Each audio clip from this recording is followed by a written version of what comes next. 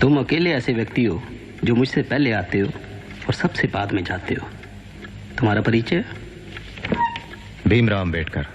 हाँ, आखिर हम मिल ही गए। प्रोफेसर सेलिगमैन तुम्हारे बारे में काफी बातें करते हैं। मैं लाजपत राय। बाहर चलकर थोड़ी गुफ्तगू हो जाए। अंबेडकर स्वतंत्रता संग्राम।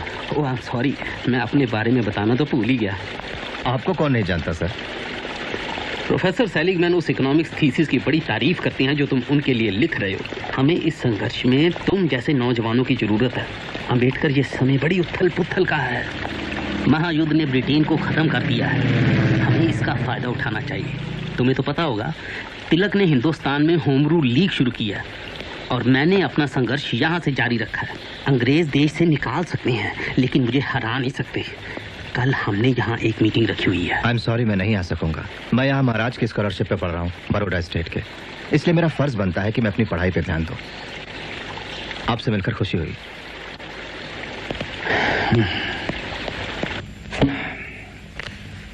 तुमने अक्सर मुझे ये कहते सुना होगा कि पढ़ाई का मकसद सिर्फ दुनिया को समझना नहीं, उसे बदलना भी है ना?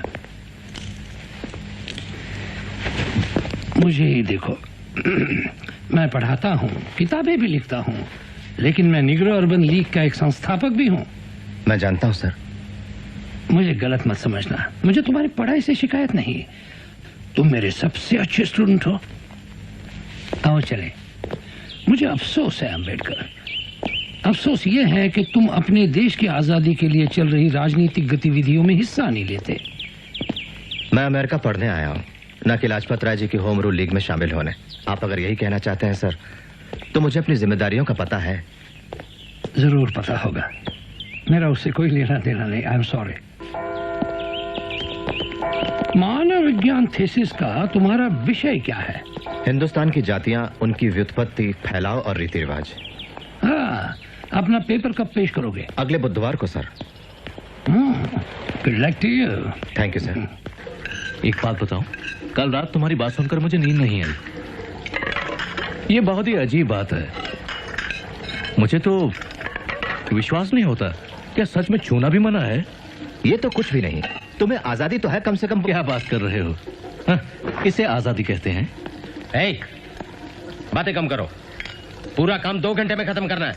जल्दी करो। Big big. तुम्हारे लिए 14वां संविधान सुधार तो है? संशोधन सिर्फ कागजों पर है। तुम तो हिंदुस्तानी होते हुए भी कोलंबिया यूनिवर्सिटी में पढ़ सकते हो, लेकिन मैं अमेरिकन होते हुए भी वहां नहीं पढ़ सकता, चाहे मुझ में कितना भी हुनर, कितनी भी काबिलियत क्यों ना हो। देखो, ये संविधान सिर्फ कागजों पर ही अच्छा लगता है। असलियत में काला आदमी काला होता है और गोरा गोरा, और दोनों कभी एक नहीं हो सकते। तो तुम रडियार्ड किपलिंग पढ़ते हो?